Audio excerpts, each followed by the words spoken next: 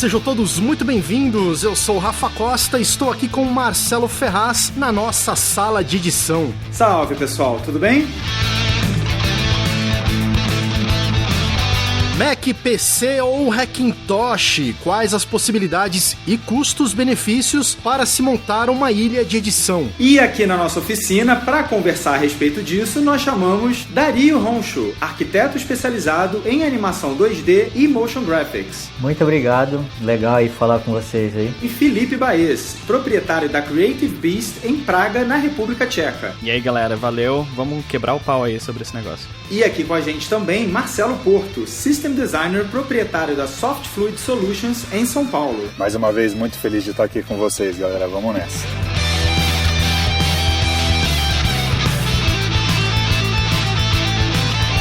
Mas galera, antes da gente entrar nesse episódio, a gente queria deixar um recado pra vocês aqui do primeiro encontro do Sala de Edição. A gente vai fazer um encontro ali no estúdio da Atelier Vitier, em Pinheiros, aqui em São Paulo. A gente vai ter as presenças do Fabiano Casa, nosso ilustre colaborador, que sempre tá com a gente aí nos episódios. Ele vai estar aqui no Brasil, então a gente vai fazer um programa especial com ele no dia 20 de julho. E quem vai participar desse encontro também é o Lucas Gonzaga, que a gente já fez episódio sobre ele aqui também, um baita montador de cinema, trabalha lá em Hollywood, já editou filmes brasileiros, enfim, o cara fera pra caramba, os dois muito feras. Exatamente, a gente vai sentar pra gravar um episódio ao vivo, com a presença aí de quem se interessar em estar lá com a gente, né? E a gente vai ter também o Marcelo Porto, né, Rafa? Que sempre tá com a gente aqui também trocando ideia. Pois é, o Marcelo Porto vai estar lá, o Thiago Taboada também vai estar lá, já confirmou presença, eu, o Marcelo, então enfim, se você quer conhecer a gente, quer conhecer o Lucas, quer conhecer o Casa, ou simplesmente quiser assistir a gravação do programa e participar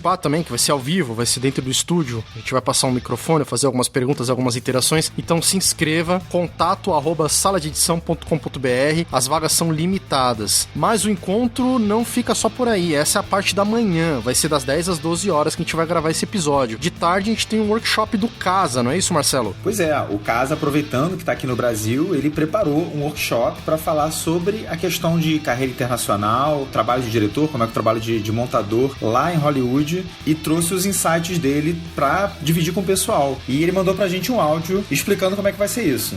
Olá, Fabiano Casa passando na sua timeline para deixar aquele recado que no dia 20 de julho, das 2 às 5 da tarde, logo após a nossa primeira conferência, o bate-papo ali com o Lucas Gonzaga e toda a turma do Sala, eu vou estar palestrando sobre identidade profissional, como se destacar, carreira internacional, processos vistos de trabalho. Como faz para você, produtor, diretor, montador, conseguir um visto de trabalho em solo americano? Como o mercado está se comportando nessas mudanças radicais de tecnologia, streaming. E vamos falar também sobre processo criativo e, sobretudo, identidade. Qual a impressão digital que você está deixando em seus filmes, nas suas relações profissionais? Então eu queria convidar você para esse bate-papo no dia 20 de julho, logo depois do nosso primeiro encontro do Sala. Eu espero vocês todos por lá. Um abraço do Casa. Lembrando, pessoal, que essa segunda parte vai acontecer no horário da tarde e o workshop ele tem um investimento de R$150 e corre porque as vagas são limitadas, então não perde não, porque com certeza vai ser muito legal. E se você quiser vir só no período da manhã ou só no período da tarde também, você fica livre, a gente vai estar lá durante todo o dia, no período da manhã gravando o episódio, na parte da tarde o workshop do Casa. Bora pro episódio? Vamos montar nossa ilha.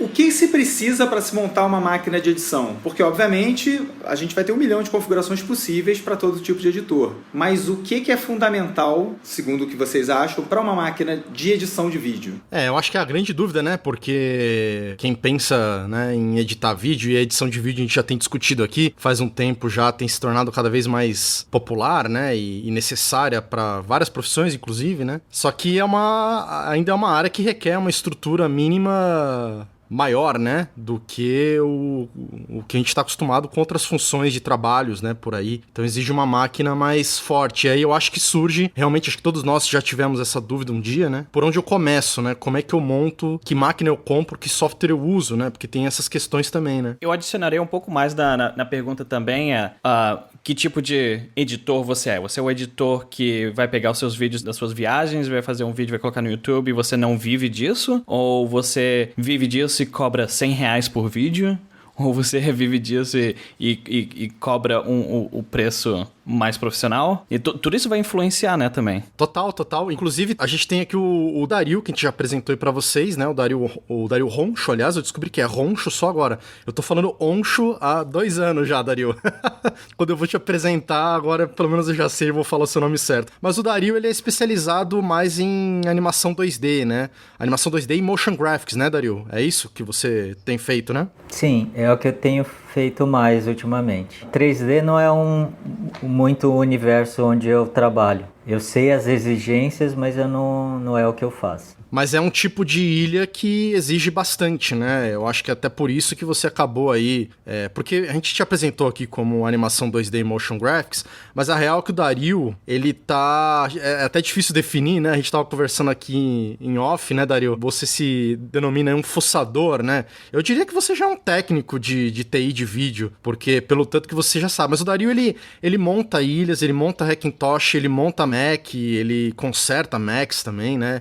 Inclusive foi ele que montou a minha ilha. É até legal a gente estar tendo esse papo aqui, porque eu sempre tive muitas dúvidas. Eu já tenho uma certa experiência, né? Quase 15 anos aí de edição, mas eu não manjava. Quer dizer, o Dario começou a falar de placa que é on-board, que é separada. O Felipe e o Marcelo Porto manjam um pouco mais disso, né? Mas eu sempre fiquei muito na ilha ali. Então ele começou a falar, não, cara, seu problema não é aqui, seu problema é ali, me diz tudo que você tem, os HDs e tal. Quer dizer, isso tudo conta, né, Dario? Então, eu vou, acho que começar falando um pouco da minha experiência e puxando também o aspecto que o Felipe Baez ele trouxe, que é que tipo de edição que a pessoa faz. Que tem a ver também com o nível de investimento que a pessoa vai fazer, que nem o Felipe falou. Mas a pessoa que ele vai editar os vídeos que ele gravou no celular, das férias, não sei o que, eu não sei se para essa pessoa é justificável gastar uma quantidade de dinheiro para montar uma ilha tão poderosa assim. Tendo essa, primeiro você tem que definir quanto que você pretende ou se acha que vale a pena investir numa ilha. Daí voltando àquelas questões que vocês colocaram, o que é importante saber? Basicamente assim, sendo claro, assim, se o cara for editar no Mac, ele vai editar em Final Cut Pro X. Se ele for editar em Windows, praticamente ele vai editar em Premiere. Pode editar em DaVinci também, mas basicamente os órfãos do Final Cut 7 meio que migraram diretamente pro Premiere. Então daí tem algumas diferenças. Porém, o que eu vejo assim, o que ele precisa ter? Precisa ter um processador que hoje em dia, a gente já está em meados de 2019, eu montaria uma ilha com pelo menos um processador com 6 cores, teria no mínimo 16 GB de RAM e uma placa de vídeo com no mínimo 4 GB de vídeo. Daí que tipo de placa de vídeo? AMD ou Nvidia, que são os dois principais fabricantes. Daí vai depender um pouco assim. O Premiere ele favorece a aceleração CUDA, coisa que não existe nas placas da AMD. Só que ultimamente agora, esse ano por exemplo, a AMD lançou umas placas novas que vai muito bem no Premiere também. Então tem algumas diferenças assim, mas no geral a pessoa precisa ter um processador razoavelmente forte, memória RAM, eu imagino que 16 para cima, uma placa de vídeo boa, além de um sistema operacional que esteja num disco rápido, o seu disco de mídia, ele também precisa ser compatível com o tipo de edição que você quer fazer, porque tem uma taxa de transferência que é bom você ter em mente também o que você pretende fazer. Pois é, são muitas questões, né, cara? Pra quem não tá acostumado, eu acho que aí é que entra um pouco também essa coisa do Mac, né, da facilidade. Então, eu concordo, assim, com isso, e daí isso aí já é uma questão, assim, que a gente até, em outras ocasiões, a gente já conversou. Eu tenho uma visão, eu acho que hoje em dia até tenho mudado um pouco, que é a seguinte questão. Se o editor, ele precisa ou não saber um pouco, pelo menos, da parte técnica, o que está por trás do software que ele interage. As pessoas têm pelo menos me mostrado, têm tentado me convencer que na verdade os editores não precisam saber dessa parte, e eu questiono um pouco isso porque eu faço bastante manutenção de computador e às vezes a pessoa fala, não, mas o meu disco, eu tenho bastante memória, mas daí a pergunta que eu devolvo para a pessoa, que tipo de memória que você está falando? É memória RAM? É memória em disco? Entendeu? E às vezes a pessoa ela não sabe a diferença entre uma e outra. E eu não sei se isso deveria ser importante ou não para essa pessoa. Eu acho que tem uma importância muito grande, pensando que acho que a maioria do perfil até dos ouvintes, né, e do editor em geral, hoje em dia que a gente tem discutido sobre isso, que é o cara que tem a própria ilha, né, em casa, ou que na própria produtora, ou até quando vai em produtora leva a própria ilha. Quer dizer, eu acho que é um domínio que a gente tem que ter, né, pro próprio rendimento do nosso próprio trabalho, né? Exatamente, essa questão eu acho que tem até a ver com esse negócio atual que a gente está vivendo, porque até em termos de relações de trabalho, assim, entre empresa e empregado, tem mudado bastante. Acho que o cenário que está se desenhando é cada vez mais a gente virar bandas de um homem só, bandas de uma mulher só,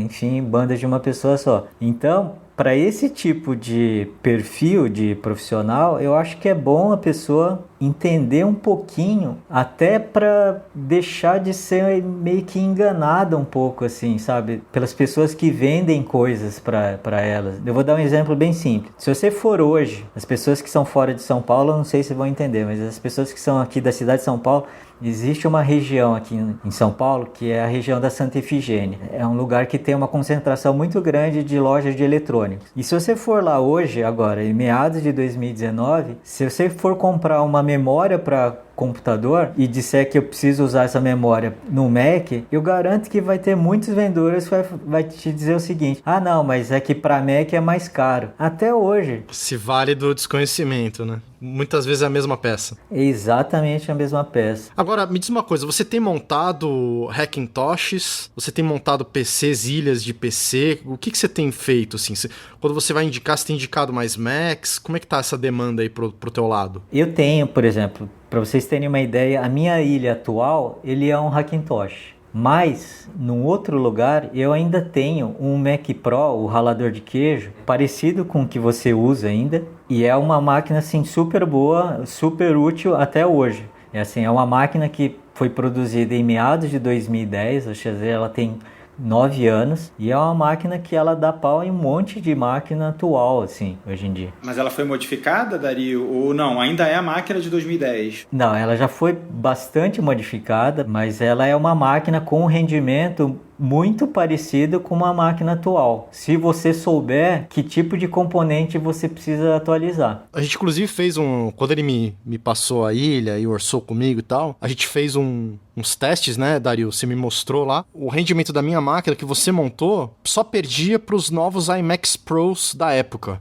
que custavam 40, 50 mil reais aqui no Brasil, né, com as taxas e tudo. E a gente gastou naquela máquina o quê? Uns 10 mil reais, 9, 10 mil reais, né? Ou seja, gastar 25% de um valor, sendo que você tinha, vamos supor, 85% do rendimento, é uma coisa que é bom você colocar na balança, porque talvez não se justifique, né, esse gasto todo. E daí, entrando um pouco na parte de PC ou Hackintosh, daí vai depender um pouco desse perfil de pessoa. Se a pessoa quiser simplesmente apertar um botão de liga e ter certeza absoluta que tudo vai funcionar perfeitamente, talvez o Hackintosh não seja a primeira opção dessa pessoa, ou talvez não devesse ser a primeira opção dessa pessoa. Mas, do meu relato, assim, eu já tenho esse Hackintosh já montado, vai completar um ano. Eu tenho pouquíssimos problemas com ele, pouquíssimos problemas. É uma máquina muito estável. Acontece que o Hackintosh novo, as peças novas, elas são cotadas em dólares que estão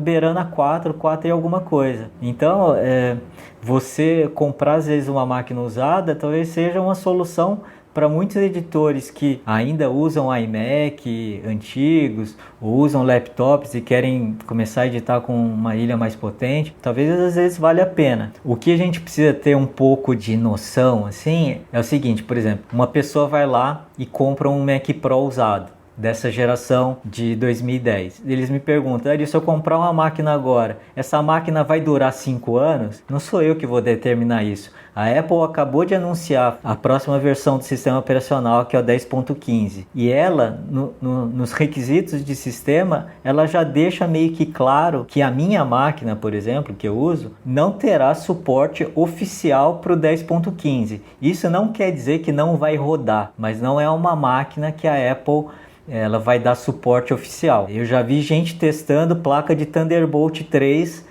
nas máquinas iguais às nossas, por exemplo, e fazendo funcionar. Para estúdio de áudio que começou a aparecer, não é que começou, mas já estão começando a usar ou trocar suas interfaces antigas que eram ou USB 2.0 ou FireWire 800. Então, começando a aparecer interfaces ou placas Thunderbolt 3, eu já vejo que tem pessoas que estão fazendo, conseguiram fazer funcionar placas Thunderbolt 3 nos raladores de queijo antigo. O que eu acho muito interessante dessa solução de Mac Pro e também do Hackintosh, né? Quando você foge dos iMacs ou dos Mac Minis ou dessas, né, laptops, MacBook Pro ou até de outros laps, Dell, enfim, é que você consegue realmente... eu pude colocar meus HDs todos dentro da máquina, eu consegui finalmente poder ter 3 monitores, que era um sonho que eu tinha, eu não conseguia ligar 3 monitores no Mac Mini que eu tinha antes. Quer dizer, se você tem um laptop, você só vai conseguir tirar, acho que mais um monitor. Então, assim, você pode pôr uma placa melhor, você troca o núcleo, troca o...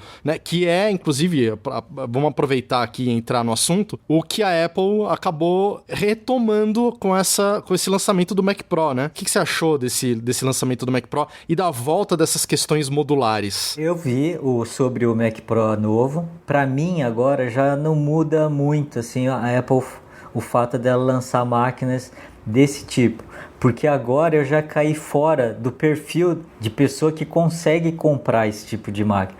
Essa discussão do Mac Pro novo, eu tenho acompanhado vários fóruns e vários canais de tecnologia lá fora, e para as pessoas que estão lá fora, que ganham em dólar, para essas pessoas, essa máquina é muito cara também. Então, daí ficou uma grande discussão. A Apple virou um motivo de memes, por exemplo, que ela lança um monitor de $5.000, sendo que a base custa $1.000. Só que a placa de vídeo que tem no Mac Pro base, ele é pior do que a placa de vídeo que tem no meu Hackintosh, por exemplo. Assim, é muito pior. E a placa de vídeo é uma outra questão. Realmente, essa placa que a Apple, junto com a AMD, desenvolveu, de ter 2 placas de vídeo num módulo e você colocar um segundo módulo que tem mais 2 placas de vídeo, realmente, eu acho que eu vejo até em fóruns de PC, os caras de PC gostariam de comprar essa placa, só que não existe para PC, só existe para o Mac. E isso é bom e é ruim, porque outros fabricantes, eu não sei se eles vão querer fabricar um módulo de vídeo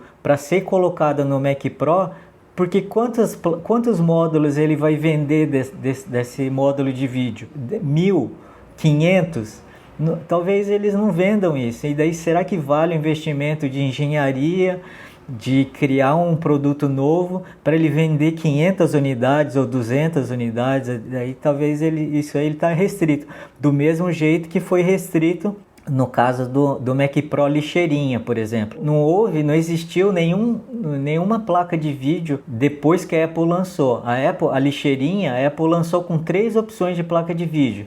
Ou seja, eram todas da mesma família com algumas variações. Começava com 2 GB, 3 GB e 6 GB. Mas em nenhum momento, por exemplo, a NVIDIA falou, não, eu vou lançar uma outra placa de vídeo para ser usada na lixeirinha. Porque não vale a pena. A pessoa não vai desenvolver uma placa que ela vai vender, tipo, 200 unidades, entendeu? Eu não vou colocar um time de engenharia para desenvolver uma solução porque isso é para 200 pessoas, entendeu? Eu preciso vender mais do que isso. E daí agora, assim, eu vi, realmente parece ser uma máquina poderosa, mas está totalmente fora do meu alcance em termos financeiros, assim. Eu tinha uma esperança, mas eu já meio que sabia que a Apple não ia fazer isso. Se a Apple realmente quisesse inovar, eu acho que o processador que ela deveria ter colocado dentro desse novo ralador de queijos deveria ser um processador da AMD. A AMD acabou de anunciar agora, ela vai lançar no final desse ano um processador de 64 cores. O máximo que esse Mac Pro 28, novo, né? que é 28, porque é um Xeon, e a AMD já tinha um processador de 32 cores, que foi lançado ano passado, e esse ano o substituto a nova linha, o Threadripper, ele vai ter uma versão de 64 cores. E vai custar mais ou menos, pelo que eu vi ali, eles anunciando, na casa dos $3.000, que é o mesmo preço desse Xeon de 28 cores que a Apple possibilita a pessoa escolher. Felipe Baez, o nosso Apple Guy, vamos ouvir agora a opinião de quem está ali em contato direto com a Apple. O que você achou do Mac Pro, Felipe? O Mac Pro não é um computador para a maioria das pessoas. Ponto final. Tem um monte de gente que gosta de editar os vídeos 4K ou até 8K. Esse computador não é para a maioria das pessoas, então eu acho que tem muita gente desapontada. É muito caro, mas também é muita máquina. É muita máquina para o que a maioria das pessoas vão usar. Quem realmente precisa daquilo que tem ali, ou da possibilidade de configurar aquele Mac Pro, o preço não é parte nem da discussão, normalmente. Então você pega virtualização, por exemplo, que tem algumas novidades para virtualização para Mac que vão acabar vindo agora nos próximos meses. A companhia Mac Stadium vai estar comprando centenas daqueles computadores para colocar em rack e fazer parte da infraestrutura de cloud que eles têm baseado em Macs. Então, o Mac Pro, começando do Mac Pro, o editor de vídeo não é necessariamente o público-alvo. Existem várias outras profissões também relacionadas à criatividade que vão usar esse computador muito mais do que um editor de vídeo, por exemplo. Eles deram um exemplo com o Logic rodando com quase 1000 faixas de áudio ao mesmo tempo. Eu não conheço muita gente que compõe em quase 1000 faixas de áudio ao mesmo tempo. Eles estavam mostrando também com o Mac Pro a cena 3D do filme inteiro do... Eu quero falar Toy Story, mas um desses filmes de 3D mostrou a cena inteira. Mas eu acho que é Toy Story mesmo. Então, esse é o tipo de coisa que é completamente fora da realidade de qualquer pessoa trabalhando na área agora. Como é que você roda tudo isso num computador só? Então, começando aí, por exemplo, eu adoraria ter um Mac Pro. Nossa, que...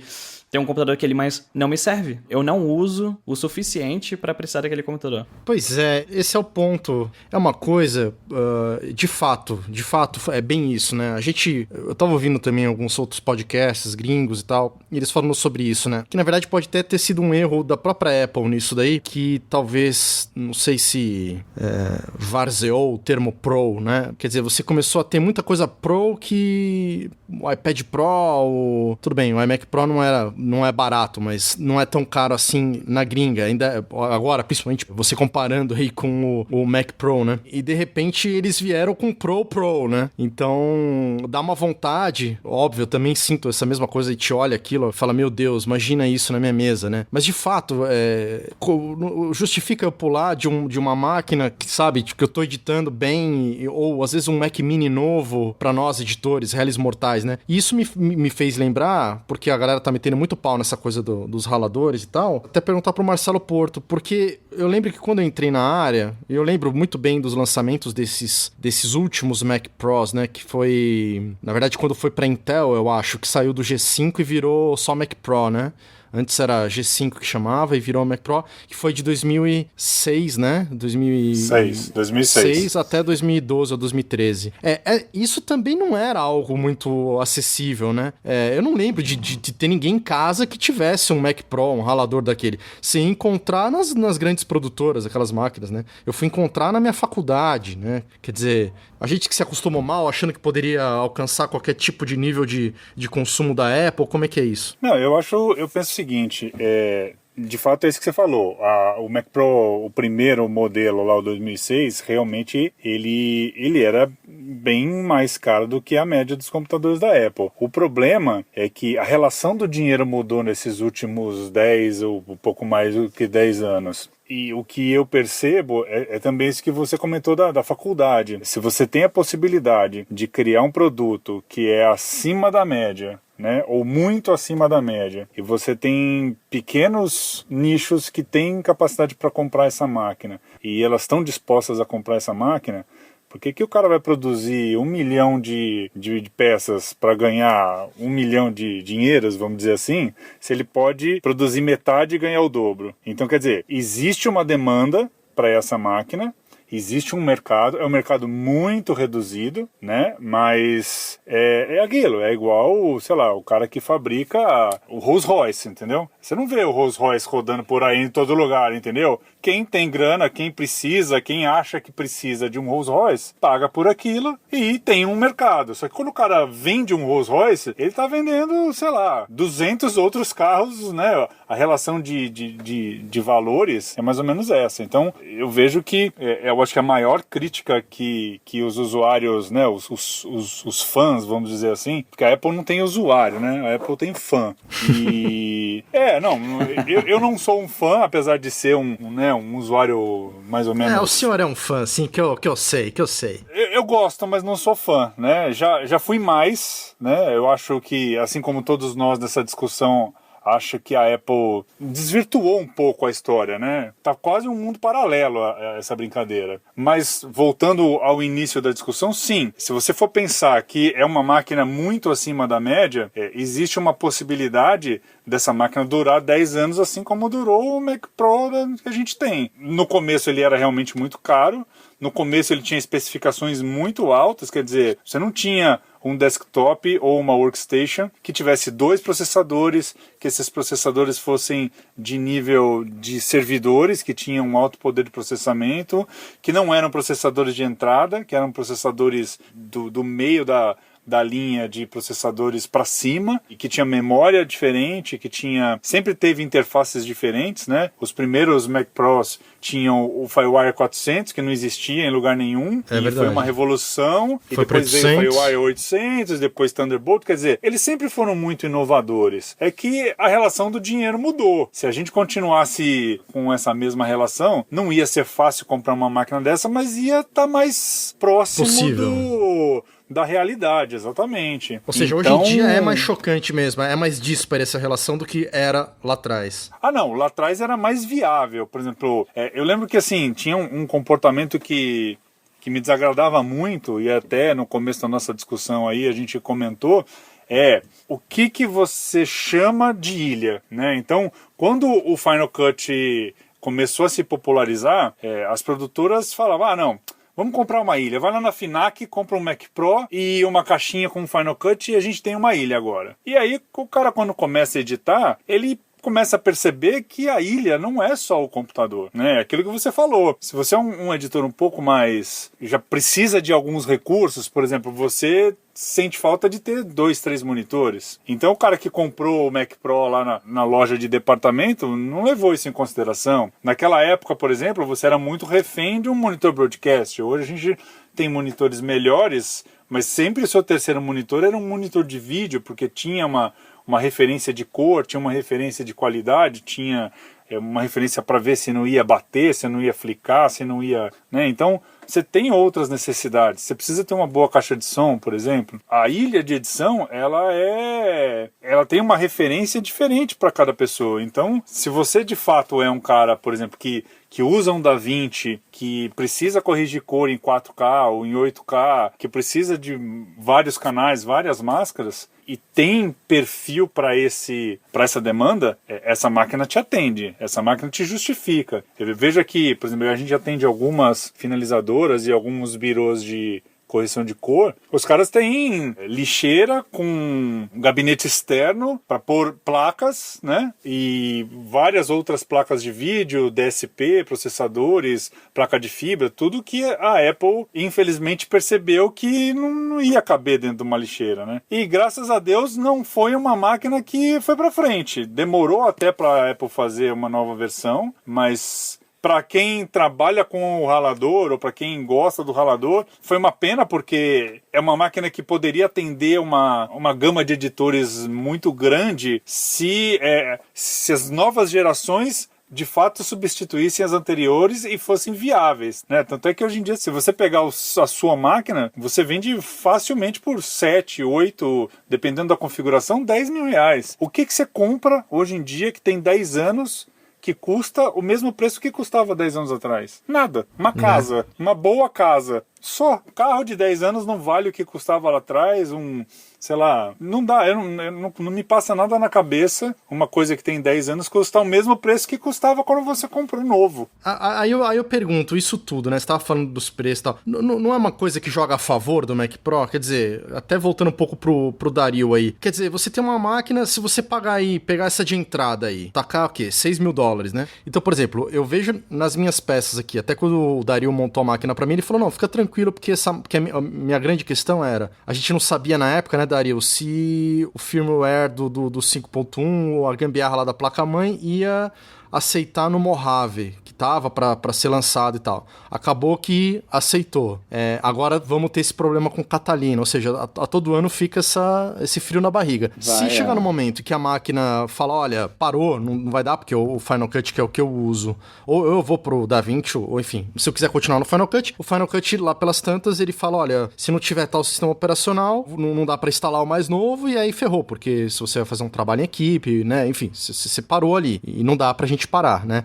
Na época o Dario falou, olha, fica tranquilo, porque essa máquina, que é o que o Porto falou, se eu for vender ela do jeito que ela tá, eu consigo de volta praticamente o dinheiro que eu gastei há 2, 3 anos atrás, né. Isso se eu vender tudo junto num super kit. Se eu vender ainda separado, pegar a placa e vender no Mercado Livre, tem toda uma questão de mercado que às vezes tá em alta, em baixa e tal, você acaba até se bobear ganhando mais dinheiro. Quer dizer, com uma máquina dessa, você faz um investimento, pô, é uma grana, né, é difícil ter alguém aí com, né, alguém de vocês aí tem aí, que é 6 vezes 4, 24 mil, tem 24 se você conseguir trazer de lá sem pagar imposto. Mas vamos supor que, sei lá, eu tô com a minha produtora, tá dando certo aqui, tá tendo vários trabalhos, tá falando, não, vou investir numa máquina, num Mac Pro, porque, né, pensando no futuro. Aí, você tá lá com o seu 8-core, com 32, que o Baez tava falando aí, você, pô, o negócio evoluiu pra caramba, tô indo bem, mas agora eu precisei de um pouco mais de RAM.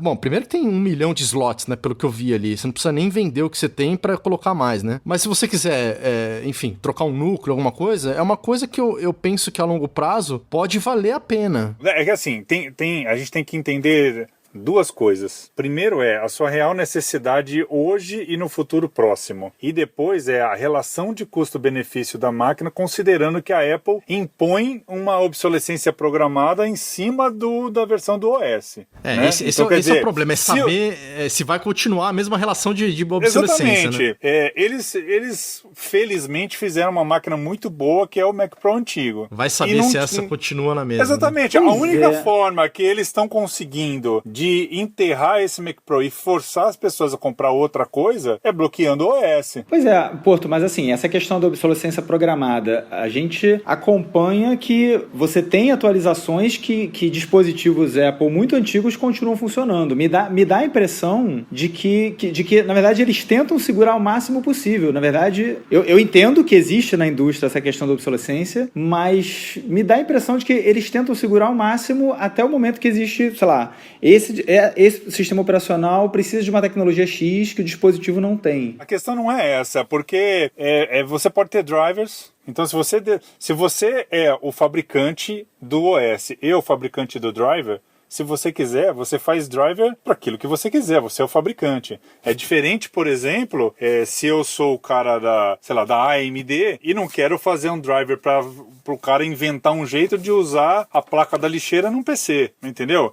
Agora, se você é o cara que tem o hardware, você é o cara que detém as patentes e você é o cara que faz o sistema operacional, se você quiser, do mesmo jeito que se você não quiser, que é o que acontece, né, você não faz.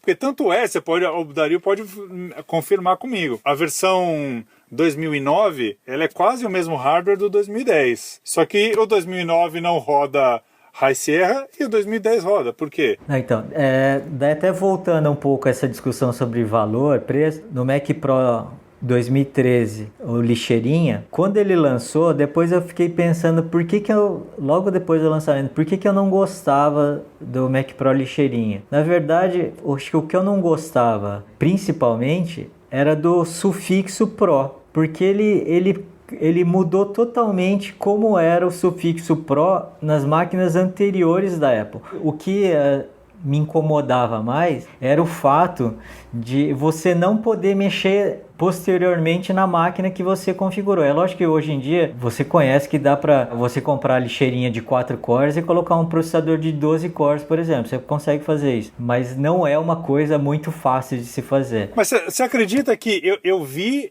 numa apresentação dessas que eles davam isso como uma vantagem, né? Eles falaram assim, como se a geração anterior não desse, e eles falaram que isso era um plus, tipo, olha, e você pode trocar o processador, quer dizer, como se eles tivessem feito uma máquina todinha integrada, como é o iMac, só que alguém lá dentro falou, não, uma máquina Pro tem que poder trocar de processador, vamos colocar o processador soquetado aqui, sem ser integrado. Ah, legal, isso é um bom argumento. Mas isso não quer dizer que a máquina é Pro, né? Não porque não respeitou nenhum slot padrão, não tem slot PCI Express, não tinha nada de coisas que normalmente qualquer usuário, por exemplo, quem trabalha com áudio, vai precisar colocar uma placa a mais na máquina, onde que vai colocar? Não tem, daí tem que comprar essas caixas externas, ficar conectando via Thunderbolt e daí vai ter que fazer a máquina se comunicar desse jeito. Em termos de valor, eu não achava a máquina, mesmo a lixeirinha,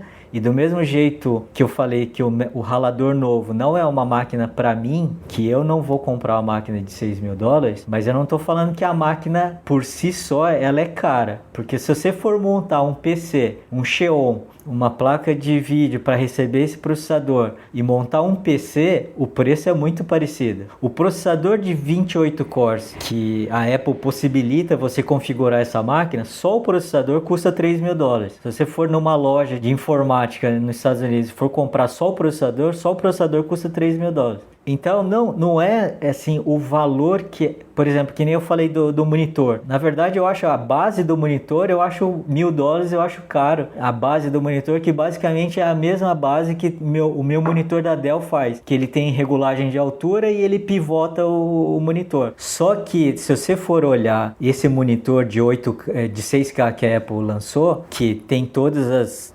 indicado para correção de cor, tudo. Se você for ver o concorrente mais próximo, que é o monitor da Sony, é $27.000, é $32.000, entendeu?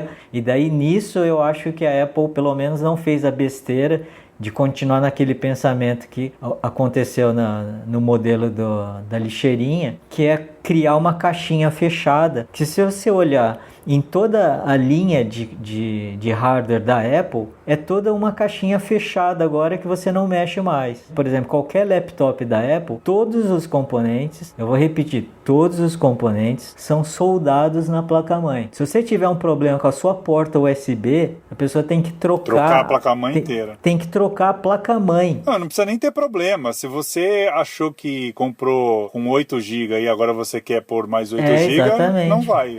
Você vai comprar, você já tem que chutar lá em cima, porque depois não tem choro. E até foi um movimento até diferente com esse último lançamento do Mac Mini. O Rafa, acho que o Porto também foi com o Rafa ano passado para os Estados Unidos, bem na época do lançamento do Mac Mini, que é a versão atual. E tem uma versão do Mac Mini de 6 cores. Só que qual é o ponto fraco do Mac Mini? Que ele não tem placa de vídeo dedicada, então você teria que colocar uma eGPU. Mas assim, diferentemente do que era o modelo anterior de 2014 do Mac Mini, a memória RAM não é soldada dessa vez na placa-mãe, coisa que aconteceu no modelo de 2014. Então a Apple, por exemplo, se você comprar um Mac Mini atual, ele tem 2 slots de memória RAM que você pode colocar, em teoria, até 32 GB de RAM. Só que ele não tem placa de vídeo, você tem que ter uma eGPU. Só que o Mac Mini, pelo formato dele, quem teve já conhece, o pior problema dele é a exaustão de calor, ele não consegue esfriar a máquina, entendeu? Isso era um problema grande pra mim. Cara, eu tenho uma paixão pelo Mac Mini, eu vendi o meu com dor no coração. Porto até me ajudou a vender ali na loja dele, ali do Mercado Livre, né, Porto?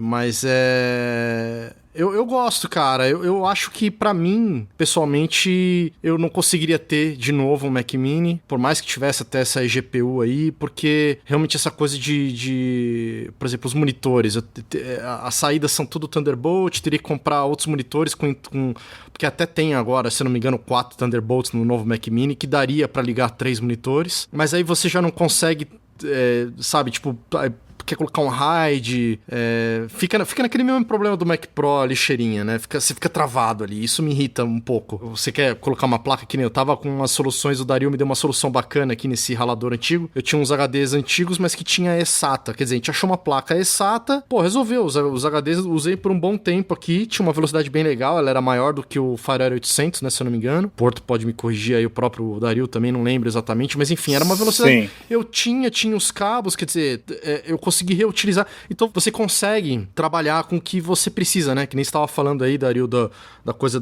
das produtoras de áudio, o cara tem uma placa, entendeu? Eu acho complicado você não poder customizar um negócio. Mas, de certo modo, é aquela coisa, né? Isso a gente tá falando de um grau mais elevado, sofisticado, complicado aí, de ilha e tal, né? Tudo vai do perfil. Agora, a gente falou muito de Mac. Eu queria saber, a minha maior curiosidade aqui, na real, tá nisso aí. Os PCs e Hackintoshes, vocês têm tido experiência com isso? O Dario, o Porto? Acho que o Felipe Baez não deve ter... Você tá tendo contato com alguma coisa de PC aí, Felipe? Parei há muito tempo. Há pouco tempo atrás, um amigo meu perguntou sobre Hackintosh. A gente teve uma discussão, e ele é um editor, ele não é uma pessoa TI nem nada. E a gente chegou à conclusão que, no caso dele, não valeria a pena pegar um Hackintosh. Mas fora isso... Por quê? Pelas questões de atualização, alguma coisa assim? Questão de atualização, questão de suporte, de questão de... ok, quem vai montar? Ok, vai acabar caindo pra mim, né? Aí eu teria que montar. Só que aí chegaria, o Bluetooth não tá funcionando. Aí vai ligar pro Felipe. Aí o Felipe vai ter que resolver o negócio do Bluetooth. Teve uma atualização que o negócio instalou sozinho, aí quebrou o Bluetooth. Aí, aí tem um monte de coisa do tipo. O Hackintosh, na verdade, é uma máquina muito instável, né? Não no sentido de performance, no sentido de como o macOS é um sistema muito intuitivo e muitas vezes desenhado para quem não está preparado para pilotar uma máquina qualquer. Então ele faz muita coisa sozinha que, se você fizer isso no Hackintosh, você estraga o sistema operacional. E o problema é que, dependendo de como você estraga, você tem que começar do zero. É diferente, por exemplo, de corromper um programa, instalar uma versão que não funciona mais ou mudar uma configuração. O Hackintosh tem programas que, quando você instala, ele coloca recursos no sistema que ele vai precisar, e quando esse recurso entra no sistema, o sistema não sobe mais simplesmente. Então, é uma máquina para você trabalhar. Você tem o seu programa lá de edição, o sistema operacional, e acabou. Não é para... agora eu preciso... jogar joguinho, né? Exatamente. Agora eu preciso instalar um joguinho, converter um codec diferente, testar um programinha de não sei o quê. Deixa eu ver como é que é o Catalina. Vai lá e instala. Você não consegue fazer absolutamente nada disso. Tudo tem que ser muito pensado e tem um certo garimpo aí, né? Porque nem tudo tá na mão. Tem coisa que você tem que pegar o driver lá Você depende de outros programadores que não são a Apple para fazer essas atualizações, né? Mas pelo que eu tenho visto, parece que, apesar desses problemas todos, parece que tá cada vez mais fácil de se fazer um Hackintosh, né? Em termos de configuração. Pelo menos eu estava vendo alguns vídeos em que o pessoal pregava isso, de que a configuração agora é muito mais simples do que já foi. A questão até das peças mesmo, de você encontrar as peças ideais e tal. Na verdade, assim, a partir do momento que o processador é Intel, a não ser que o cara coloque um bloqueio no sistema operacional, se ele funciona, por exemplo, num iMac que é i5 ou i7, por que não funcionaria num PC que é i5 ou i7? A questão é só driver do resto. Então, o que faz de fato o sistema funcionar é a arquitetura da placa-mãe. E se essa arquitetura é similar, o resto você consegue contornar. O Hackintosh nasceu quando você conseguiu contornar o lance da BIOS, né? A BIOS do Mac é diferente da BIOS do PC. Até hoje, você não consegue instalar um macOS nativo num PC por questão dessa BIOS e do EFI, que é como se fosse a BIOS do Mac. Quando você contorna isso, o resto é tudo igual. Por isso é que eu reclamo dessa história da obsolescência programada, porque se o mesmo sistema operacional roda num i7, por que ele não roda no cara que tem um processador com uma arquitetura similar, entendeu? É porque os caras não querem. Tanto é que também, se você fizer uma busca aí rápida, você acha drivers e programinhas que te permitem instalar versões mais atualizadas, talvez não a mais nova, porque a mais nova mudou muito a arquitetura, né? O file system, a forma como ele formata os discos e tudo mais, mas vai do Sierra para baixo, você consegue colocar desde a 2006 até a 2013 sem a menor dificuldade. Do High Sierra para frente, aí já tem mais detalhes. E aí sim já tem coisas que geram algum impeditivo. Pois é, aí que entra, cara. Eu sempre caio nesse ponto, eu sei que eu sou chato, muita gente vai falar, pô, o Rafa só fala de Mac, de Final Cut. Mas, cara, vale a pena tudo isso? Eu não sei, tudo bem. Comparando com o Mac Pro, Rafa, eu falo, não é ser vale. chato. A melhor ferramenta é aquela ferramenta que você sabe usar. Então, se a tua máquina está te atendendo, porque muitas vezes a necessidade que você tem de trocar a sua máquina não é por você, é pelos outros. Por exemplo, se você trabalha com uma outra produtora e a produtora tem o Adobe 2023 e você tem o Adobe 2019 que edita perfeitamente bem na sua máquina, para que você vai trabalhar com o 23? Ah, mas o 23, a hora que o cara me mandar o projeto, eu não vou conseguir abrir. Puta, então eu vou ter que trocar de máquina. Entendeu? Então, na verdade, a sua máquina te atende para as coisas que você faz. O problema são os outros, né? Não, sim, mas pensando nisso tudo mesmo, eu fico pensando, sei lá, eu tive algumas experiências aí de até desconta toda essa questão de software, nem leva em consideração, era outro software, mas não importa. Mas tava no Windows. E era uma máquina que o cara montou também, não era sei lá, como tinha antigamente, você comprava uma máquina lá, que nem você falou, você vai lá na FENAC e compra uma máquina. Não, o cara foi lá, comprou a placa de um lugar, o Bluetooth do outro, não sei o que. Cara, ao longo do projeto, assim, o que tinha de pepino, esses pequenos pepinos que falam, não, é só reinicia aí. Ou, pera aí que eu vou reiniciar, despluga e pluga de novo. Você fala, puta, mano, não posso perder tempo com isso, sabe? Cara, eu não sei, eu não tenho muita paciência. A minha percepção é assim, o Hackintosh, saca aquela caminhonete Ford 64 que o cara ama, que ele colocou um puta motor turbo de 800 cavalos, que tem o freio não sei o que lá. Então, é quase uma peça artesanal. Então, é uma máquina feita pro cara que tem um mínimo de conhecimento e que ele sabe que se ele estiver na estrada e o carro começar a engasopar, ele desce do carro, abre o capô, mexe em alguma coisa ali, fecha o capô e continua andando, entendeu? Baixa o MacGyver então, no cara. É a história do Dario Woncho, né, Dario? Você é o cara que domina, né, o seu Hackintosh aí, né? Então, eu vou até voltar um pouquinho. Realmente, o que o Marcelo Ferraz, a impressão que ele tem de que configurar um Hackintosh hoje em dia tá bem mais fácil, é verdadeiro. Tá bem mais fácil. Tanto é verdadeiro que, por exemplo, o meu Hackintosh ele não é Intel, ele é AMD. Então, eu tenho um processador como se fosse o equivalente da Intel do i7. É um processador de 8 cores, roda super bem, muito estável. E pela conversa que eu tenho com outras pessoas que têm Hackintosh Intel, eles têm muito mais problemas do que eu tenho. Tem Wi-Fi, tem Bluetooth, as placas de rede funcionam, as portas USB funcionam, então tá tudo normal. Mas é a coisa que eu falei no começo, daí tem que ver realmente, nem o Felipe falou, não, mas um amigo meu estava querendo um Hackintosh e ia sobrar para eu configurar para ele. E daí o Felipe ia ter que estudar sobre Hackintosh para resolver um problema de outra pessoa, que é normalmente o meu dia a dia, por exemplo. Se a pessoa não tem esse perfil meio de fuçador e de ser curioso por que as coisas não estão funcionando, daí talvez realmente não seja o melhor, o Hackintosh não seja a melhor solução. Mas sobre o Windows e Mac, esse negócio de o Mac ele ser mais intuitivo e daí o Mac ele faz algumas coisas automáticas, talvez a minha pequena experiência no Windows 10, no Windows 7 para cá, assim, no Windows é pior até. No Windows, quando você vai desligar a máquina e tem algum update para a sua versão, ele vai fazer automaticamente, independente de se você Foda-se queira a sua vontade.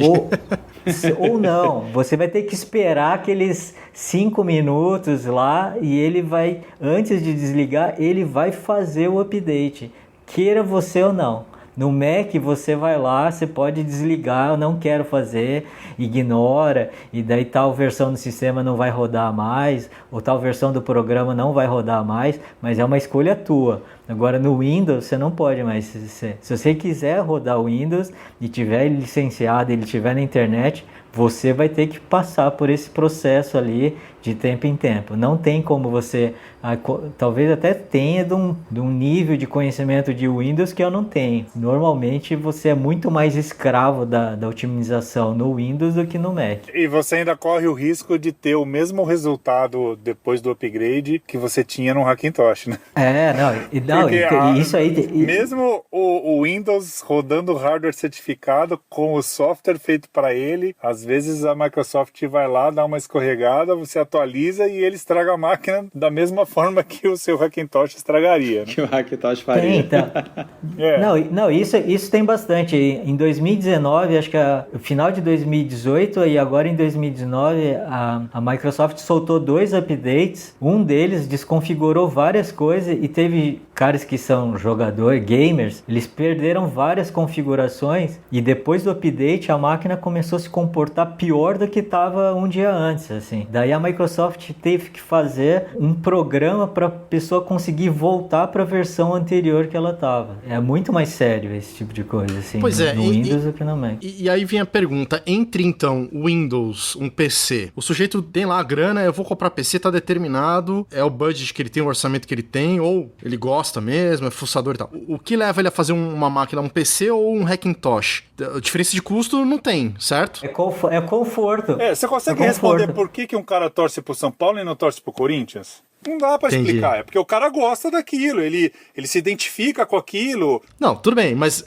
o sujeito pode ter o mesmo rendimento, então, com a mesma grana, montando a mesma máquina, tanto faz se ele instalar o macOS e virar um Hackintosh ou ter um PC normal ali, uma ilha PC zona. Então, mas se você edita em Premiere, por exemplo, você tem essa liberdade. Exatamente. Agora, se você edita em Final Cut 10, que é o seu caso... Ah, não, tudo bem, vamos pensar, tem que pensar em Premiere, DaVinci, Avid, então, né? Agora, existem diferenças de rendimento de uma plataforma para outra para cada software, ou não? Eu ouço dizer que o Premiere, quando alguém reclama, o Premiere não está indo tão bem no Mac, mas na plataforma PC, eventualmente, ele vai ser mais rápido, ele pode dar menos problemas. Isso é fato? Como é que vocês acham que funciona isso? Tem tanta diferença assim de uma plataforma para outra? Não, isso é fato porque quando o cara desenha o código, você tem um cara desenhando o código para o Mac e um cara desenhando o código para o Windows. Nem sempre é o mesmo código. Então pode ser que uma coisa o cara do Windows resolveu bem, outra coisa o cara do Windows não resolveu. Ou então, questão por de exemplo, otimização. Exatamente. Se você tem lá o CUDA Core, o cara que está desenhando para o Mac, ele tem que se virar nos 30 porque não tem CUDA Core, ele tem que se virar com OpenCL, que é tão bom quanto, mas que em algumas coisas roda melhor, em algumas coisas roda igual. A questão é, aonde está aquilo que você precisa? Então, por exemplo, se você tem uma edição, teu cliente pede lá um plugin, e você sempre usa aquele plugin porque o plugin é a identidade do cliente, e aquele plugin é otimizado para CUDA. Você não vai trabalhar com uma placa AMD, certo? Você vai tentar voltar à tua necessidade para te atender com mais velocidade, com mais conforto, e no caso do Hackintosh, muitas vezes com menos investimento. Mas é sempre você dá com uma mão e toma com a outra, né? Você economiza de um lado e gasta do outro. Então, ou você tem que ter mais paciência, ou você tem que ter mais cuidado, ou você vai ter menos investimento, ou você vai ter mais velocidade. Então, tudo é uma balancinha. Felipe, uma curiosidade, cara. Aí no mercado em Praga, aí na Europa e tal, você tem contato direto também com o pessoal nos Estados Unidos também. Essa coisa do Hackintosh, existe, você falou do seu amigo e tal, mas é uma coisa corriqueira, a galera tem ido por esse caminho também, ou é uma coisa mais do terceiro mundo aqui, a galera que tá fodida com dólar e tudo e tem que se virar nos 30 com o que tem aqui e tentar fakear o negócio? Existe sim, mas é mais como o Dario falou. São aquelas pessoas que realmente têm o perfil de futucar e gostam dessas coisas. Eu sempre gostei, né? Então, por exemplo, se eu tivesse uma grana sobrando aqui, eu faria um Hackintosh, na boa, com certeza. Essas pessoas existem realmente fora. E são de fora que realmente os drivers estão vindo, né? Não conheço muitos desenvolvedores brasileiros que estejam modificando os drivers, etc., para Hackintosh. Mas quando você fala em uma agência ou um profissional que precisa ter uma máquina para trabalhar todo dia e não tem tempo para ficar futucando, aí é quando a pessoa ou vai pegar um Mac todo pronto, faz a configuração, comprou e vai continuar usando, ou até mesmo um Windows, que se, por exemplo, estiver trabalhando com Premiere, vai lá comprar um Windows com uma NVIDIA, mas não tem muitas empresas que vendem a caixa pronta, né? Tem HP, tem a Dell, etc. E teoricamente, para uma agência, uma agência normalmente não vai construir as máquinas deles aqui fora, próprias, porque dá muito máquina trabalho. montada, né? É sempre máquina de marca. Sim, porque o que acontece? Assistência Deu um problema também, com aquilo ali, é muito fácil ir lá e trocar por uma idêntica. Não, e isso é uma das coisas que a gente mais tem que levar em consideração. Mesmo se a gente levar em consideração o Mac, hein? Se você pegar, por exemplo, esse Mac Pro novo, é primeira geração, a chance dele dar problema existe, porque ele é todo novo. E vai ser build to order. Então, você vai precisar encomendar. Exatamente, mas a partir do momento que ele vai estar na loja, lá você vai lá na loja de departamento, compra e põe na sua casa. Se der um pau, você tem que enfiar ele no carro e levar na autorizada. O Hackintosh, se der um pau, você tem que ligar pro Dario ou tem que ligar pro Baez. Ou você tem que ou pro Porto. Encher o peito, abrir a tampa lá e gastar Gastar a manga. Fazer a cruzinha. Baixar o professor Pardal ali. Você pega o telefone, liga pro cara e fala, minha Dell deu pau. O cara, tá bom, amanhã, 8 horas da manhã, eu tô aí. Tudo tem seu preço. Tem que ver quanto custa o seu preço parado. Essa é uma pergunta que muita gente não se faz. Exatamente. Porque acho que essa é a parte mais importante. quando tá funcionando, tudo é lindo, né? O Hackintosh, quando você termina de instalar, é uma delícia. É uma delícia. A máquina roda liso, tudo abre rápido, não tem cache de nada, não tem resíduo de nada, não tem... A máquina é incrível. Só que é o que o Felipe Baez falou. Se você vai pôr isso numa empresa onde você tem prazo, onde você tem cara que instala o negócio sem avisar o cara do TI, ou, entendeu? Quanto custa o teu tempo parado? Essa é a pergunta que a pessoa tem que se fazer. É onde o cara vai acabar optando, às vezes, por uma máquina mais lenta, porém mais estável, ou uma máquina mais barata, que seja mais fácil de consertar, ou que ele conheça alguém que conserte para ele. Porque assim, se o meu vizinho aqui fosse um puta conhecedor de Hackintosh, né? O vizinho do Baez deve querer um Hackintosh todo dia, porque você se sente seguro, você sabe que você, né, dá um telefonema, alguém aparece e te ajuda. Agora, né, se você não tem, ou se os caras que você conhece são muito caros, ou se você realmente não conhece o cara, ou por aí vai, se você tem uma flexibilidade, você edita em casa, edita pro YouTube, né, não tem uma grande corporação no seu pé, você pode ficar um certo tempo parado, mas... né, por exemplo, numa agência, numa produtora, ou num lugar onde o cara gastou 40 pau, é a única máquina que custa 40 pau, os melhores trabalhos da empresa saem dali, e aí a máquina para. O que você faz? Nesse caso, provavelmente eles não vão ter só uma, né? Eles vão sempre ter um plano de contingência, e pelo menos a parte de estar na arquitetura, ou no environment ali da Apple, é que, ok, o Mac Pro pifou, mas pega qualquer outro iMac Pro e vai continuar trabalhando. Talvez não tenha um desempenho, se a pessoa realmente estiver usando aquilo ali no total, não vai ter o mesmo desempenho, mas vai continuar trabalhando, né? Essa que é a parte que que nem você falou, né? Quanto é que custa pra ficar parado? No momento, pra mim, não custa muito ficar parado. Eu tenho tempo de ir lá e resolver o meu problema. Só que pode ser que daqui 2 semanas eu não tenha. Então eu tenho que contar isso pro ano inteiro, e a cada 2 anos. Pelo menos. Uma empresa também, quando eles compram computadores novos, eles não compram todo ano um computador novo. Eles vão planejar aquele computador ali para durar pelo menos de 3 a 5 anos. Aí você tem que dividir aquele investimento nas suas taxas e receita, etc.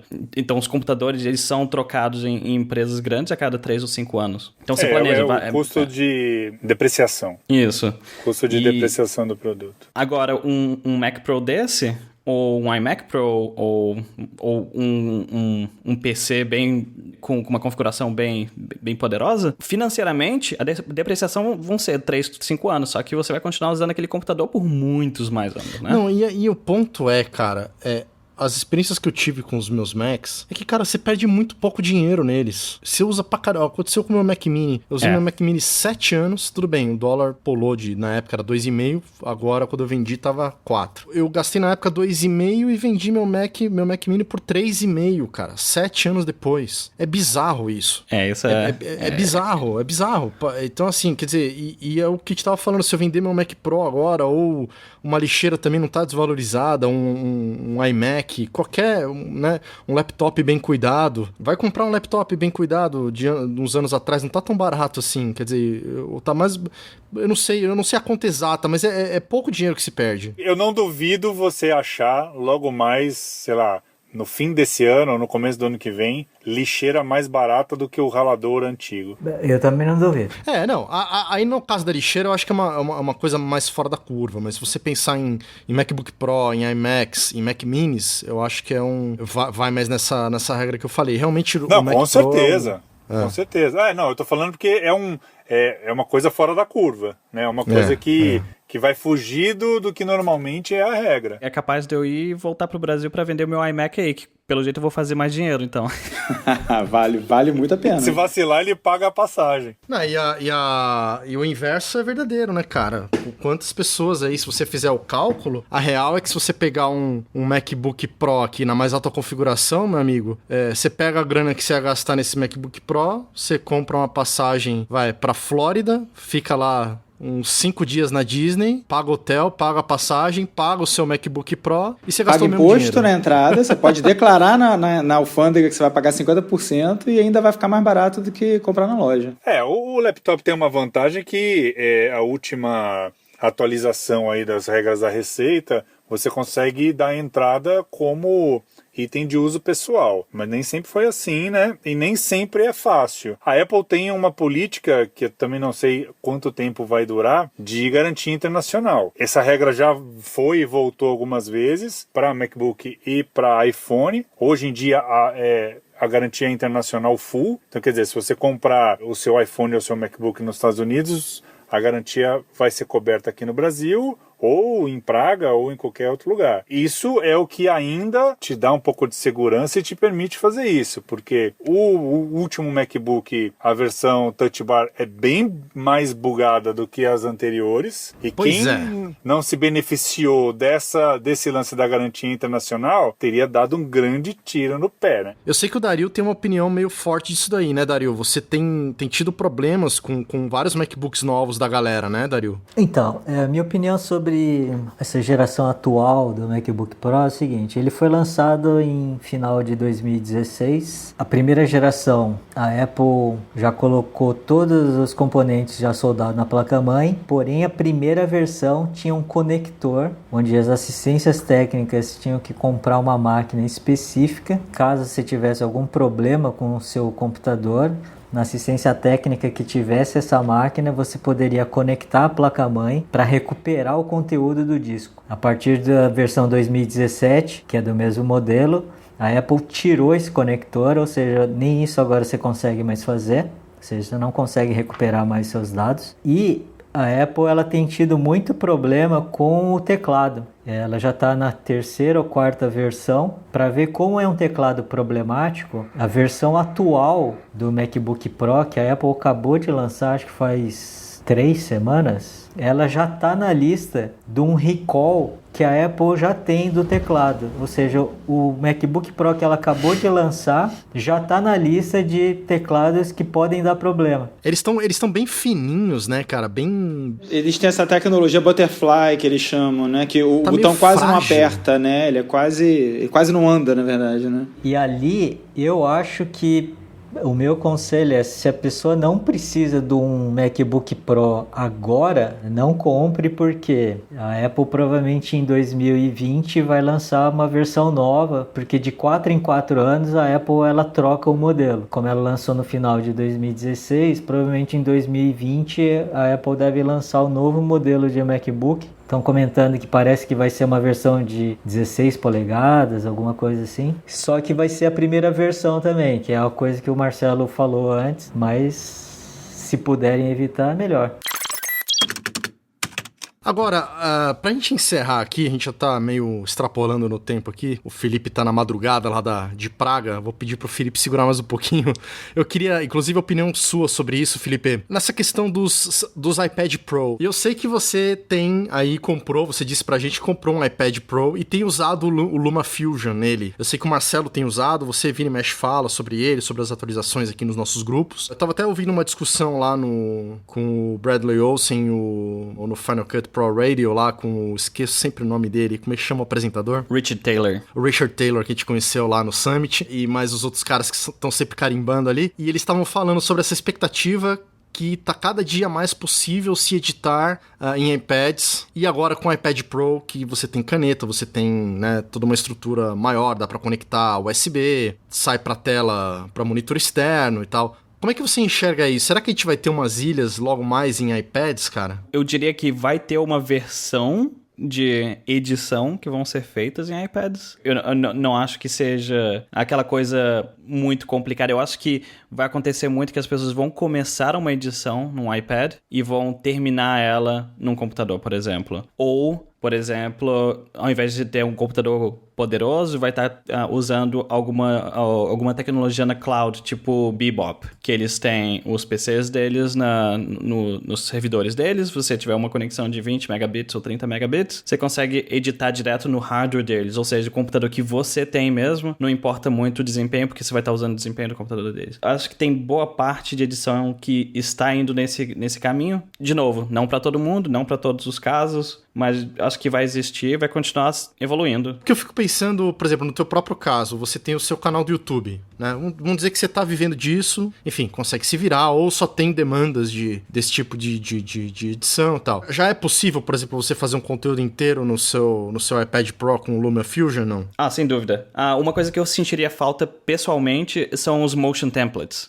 Ou seja, eu faço muita coisa no Motion e uso no Final Cut, ou eu compro um plugin que é feito no Motion e uso no Final Cut. Esse é o tipo de coisa que tá faltando ali. Então eles têm algumas coisas que vêm já embutidas no aplicativo, só que não tem as que eu quero, né? Os templates deles quebram galho, mas são bem simples, né? Então o que eu tô esperando é eles terem uma opção para exportar o XML do Final Cut, que aí você joga aquela edição que você começou no iPad, e você só vai ajustar, só vai terminar no Final Cut ali no computador. E uma coisa que eu tô achando que é bem confortável. Você pode estar na cama, pode estar em qualquer lugar, pode estar no transporte público, não sei o quê. Dando aquela cagada. Pois é. E você pode estar ali com o iPad na mão e a caneta e vai editando. Eu acho que tem um uso pro LumaFusion ou para editores no iPad. E eu acho que a Apple eventualmente vai ter uma versão do Final Cut no iPad. Eu queria dar 3 recados. O primeiro recado é: não compartilhem o laptop do Rafael para a edição. Vocês já perceberam aonde ele faz parte das edições dele. Tem que dar uma flambada primeiro, né? Jogar um álcool. O segundo recado: flambar se você se considera um editor, não edite em iPad, por favor. E não é pra isso, tá? É pra quebrar o galho. Você tá na Amazônia, você tá na... É pra quebrar o galho.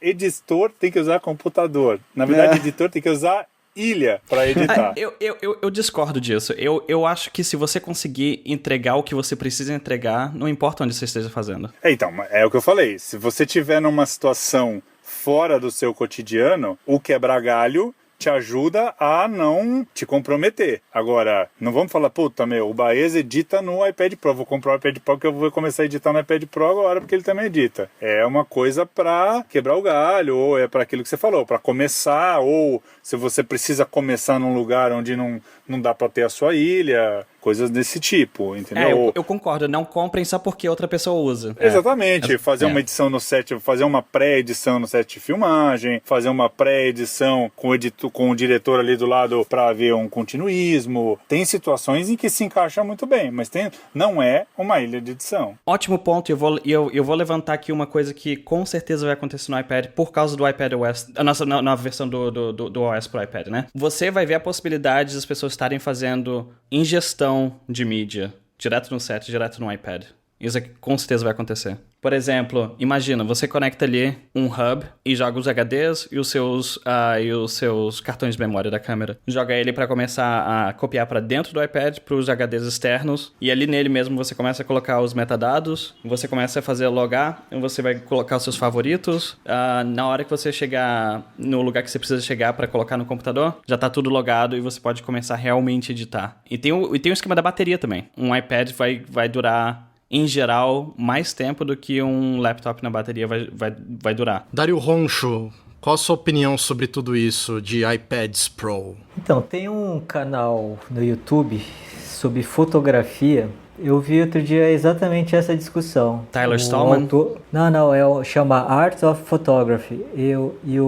E a pessoa do blog, ele falou que ele tem feito, ele edita acho que em Final Cut, ele falou que ele tem feito a maioria das edições dele no iPad Pro. E essa última versão do iPad Pro, o processador, que é o A12X, que é mais poderoso até do que o iPhone atual, eles falam muito bem do processamento, já falavam desde o A11 para frente, já falam muito bem do processamento, em termos de poder de processamento dos processadores da Apple. Então acho que em termos de processamento mesmo, eu acho que o iPad é muito bom. Agora parece que tem suporte até para mouse, por exemplo, né? Então eu acho que o problema pior do iPad Pro tem o bend gate, né? Que ele parece que ele é suscetível a amassar, a dobrar. Vamos colocar o iPad no nosso bolso de trás e sentar em cima. Mas nesse aspecto eu acho que ele é até mais resistente do que o MacBook Esses Pro. MacBook Pro, né? É verdade. O MacBook os Pro, Pros se você são muito põe fininhos. numa mochila mais cheia, por exemplo, que às vezes a galera dá essa vacilada, né? Põe, por exemplo, o laptop e a jaqueta na mochila. Aí cabe, né? Ela fica cheinha. Aí o cara pega e põe nas costas e dá aquela ajeitada. Na hora que ele dá aquela ajeitada, o laptop dobra dentro da mala e não há santo que resolva. Ou então, a hora que ele levanta a tela, o teclado está todo marcado na tela porque o espaço que o engenheiro desenvolveu para ter o espacinho ali para um não marcar o outro, o cara foi lá e camarada espremeu tudo. É que nem bater o carro no poste e depois reclamar que o capô ficou todo amassado. Exatamente. Para eu não esquecer, o meu terceiro recado... Opa, importante. Não. A gente falou ali, o Roncho falou e eu estava falando também das garantias e dos recall. A Apple tem uma política de recall, por um lado, muito legal, mas por outro lado, muito sacana. Se você tem um problema... Eu nunca vi nenhuma parte legal, mas você pode continuar. Então... eu acho legal no sentido de, por exemplo, assim, quando você tem essa é a frase que o Rafa mais gosta. Quando você tem o péssimo, o ruim é bom. O ruim é bom. Então, Essa frase mudou minha vida. Né? Então, quer dizer, você gastou uma puta grana num Mac Retina. Aí depois de 3 meses começa a descamar a película que protege a tela. Isso é péssimo. Aí você fala, puta, vou gastar mal grana ou então eu não vou gastar nada porque eu não tenho dinheiro, não vou gastar numa tela. Aí você procura na internet lá, todo mundo reclamando, um monte de Mac Retina tá descamando, mas o lance do teclado, e o lance do touch bar e tantos outros. Mas ninguém fala nada. Só que assim, se você leva na autorizada, o cara pega e fala, não, tem um programa de qualidade, que eles não chamam de recall. Tem um programa de qualidade para essa tela, eu vou te trocar a tela sem custo. Você fala, nossa, Apple é legal demais, trocou a minha tela sem custo. Mas se você é dono de um Mac Retina que tá na série lá, que vai descamar, que o cara já sabe, ele não vai ligar pra você e falar, amigão, eu sei que você comprou um Mac desse, a gente tá fazendo um recall, igual os caras fazem com um carro, por exemplo, né? Você vira e mexe, a gente vê na TV. Ou fulano de tal detectou que o airbag do lado direito falha quando tá frio, tá chovendo e você tá andando de traga na concessionária que a gente vai trocar, né? Às vezes são situações que uma situação encavala na outra e é uma remota possibilidade, mas se o cara te avisa, você vai lá e ele troca. A Apple não. Então, ela tem um período, esse programa de qualidade. Existem muitos programas de qualidade que andam em paralelo, né? Então, tem um para o teclado, um para a tela, tudo que dá, que eles reconhecem que dá problema, muitas vezes tem um programa de qualidade. Só que às vezes você não sabe. E isso não tá, por exemplo, fácil de achar lá no site deles. Então, muitas vezes, se você tem um problema, leva na autorizada, faz um orçamento e vê. Se tiver um programa de qualidade, você será beneficiado mesmo comprando a máquina fora. Isso é a parte pseudo-legal. A parte ruim é que esse programa de qualidade tem um prazo. No final de cada ano, vários programas de qualidade vencem. Por exemplo, no final do ano passado, eu troquei a bateria do meu iPhone, porque a bateria do iPhone custa 400, 500 reais, e tinha um programa de qualidade que a bateria a gente sabia que ela não estava durando muito, e eles trocavam por 150, que era só o custo da mão de obra da autorizada. Você fala, vou gastar 150? Não queria, mas é melhor do que gastar 500. Então, por exemplo, o iPhone 7 tinha o programa de qualidade da bateria e o iPhone 6S não tinha. Eu levei o meu e o do meu filho. O do meu filho estava 500 reais e o meu 150. Resultado, eu troquei o meu e comprei um iPhone 7 para ele. Porque se juntasse os 500 mais a grana que ele ia vender o iPhone 6 dele, dava para comprar um iPhone 7 que já não era o novo e não era tão caro. Então tem que ficar ligado nessa história dos programas de qualidade. Se você tem alguma coisa na sua máquina que não está indo bem, logo que você perceber, vai lá, faz um orçamento. Existe uma possibilidade de você ter a troca garantida e dependendo da gravidade do problema, eu já vi várias vezes trocarem a máquina inteira. Eu já vi também. É uma política que é de roleta russa, né? É uma política de roleta russa.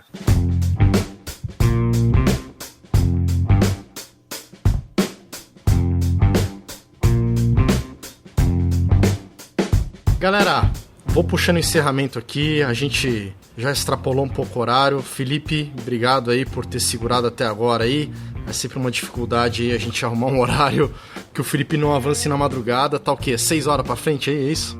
5. 5, então tamo... Tá cedo ainda. Tá cedo, a noite é uma criança. Você tá no banheiro de novo ou não? Sua mulher deixou você... Ela tá embaixo de várias camadas ali de edredom pra tentar não me ouvir. Agora ela que se escondeu pra não chegar o barulho, muito bem. Exatamente, mas obrigado por terem me chamado de novo pra fazer parte dessa discussão. Foi uma discussão bem interessante, coisa que eu acho que eu devo ter conversado sobre isso durante a minha vida profissional inteira. E é sempre interessante encontrar outras pessoas, Marcelo Porto, Ferraz, você, o Dário, para falar sobre essas coisas. É sempre um papo bem cabeça e daria para continuar conversando sobre isso durante mais outras 10 horas tomando várias cervejas, né? Mas em alguma hora tem que terminar. Ideal, um dia faremos isso presencialmente com cervejas da República Tcheca. Eu não sei vocês, mas eu tô tomando a minha. Genial. Aliás, lembrando vocês que a gente vai ter aí o primeiro encontro do Sala de Edição, que a gente falou aí no começo do programa, com o Fabiano Casa. Infelizmente o Felipe Baez não vai poder estar aqui na mesma data, mas a gente já tá programando aí um outro encontro mais pra frente. Quando o Felipe Baez estiver aqui no Brasil, a gente certamente vai fazer esse encontro presencial. Dario Roncho, muito obrigado pela primeira vez aí sua participação. Espero que a gente possa contar com você em outras situações também. Muito de grande valia aí tudo que você trouxe pra gente. Foi muito bacana conversar sobre tudo isso. Obrigado aí pelo convite aí, abraço a todos aí. Assim que vocês precisarem novamente, a gente conversa. E escuta, Dario, o ouvinte aí que se empolgou aí, tá precisando de uma máquina, tá precisando dar um jeitinho no Mac, alguma consultoria, você tá prestando esse tipo de serviço? Esses dias eu tenho estado bem na correria, mas tenho prestado sim. Então como é que o pessoal te acha aí? Manda um e-mail, pode entrar em contato. Você tá no Instagram, no Facebook, onde é que você tá? Eu tenho perfil ainda no Facebook e as pessoas me encontram lá. Dario Roncho, é fácil de as pessoas me encontrar. Dario Roncho, H-O-N-S... N-S-H-O. Marcelo Porto, o Porto eu nem já começar nem a agradecer, mas ele já tá quase apresentador do programa também, né? E aí, Marcelão, já estamos virando trio aqui já. Não é? Pois é, daqui a pouco a gente bota Baez e Porto pra apresentar e vamos pra praia tomar cerveja. É, meio isso, terceiriza, bom, hein? Né? Obrigado, Porto, mais uma vez aí, cara. Eu que agradeço, é sempre um prazer, eu adoro estar aqui.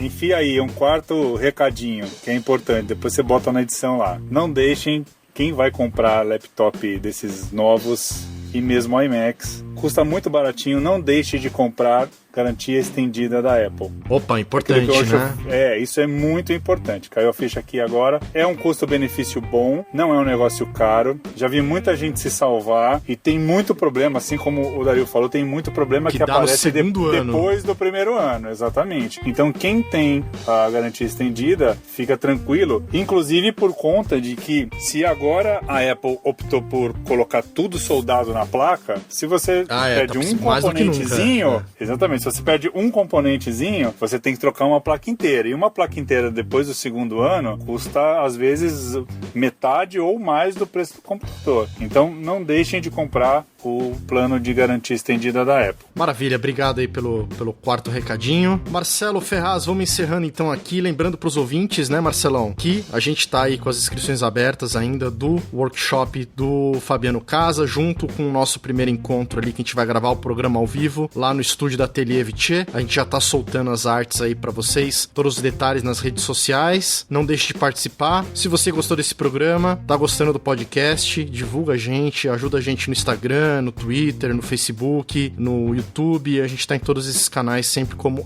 @sala de edição. E se você quiser ajudar a gente, sua ajuda será muito bem-vinda. Nós estamos com planos de apoio no PicPay. Se você não conhece o PicPay, tem lá no nosso site uma abinha lá chamada Sala VIP, que é o nome do nosso plano de apoio. Você pode ali assinar, tem 3 planos, o bronze, o prata, o ouro. Tem lá as contrapartidas, a gente tem grupo do Telegram, melhores amigos do Instagram, tem, enfim, divulgação do seu nome ali nos créditos do programa, foto no site, desconto em evento. Enfim, desse é o apoio, que isso ajuda muito a gente a continuar no ar, fazer esse programa, trazer cada vez mais convidados super interessantes como todos esses que a gente tem trazido aqui pra vocês, tá bom? E muito obrigado pra quem tá ajudando. Um grande abraço, pessoal. Ótima semana e até o próximo episódio.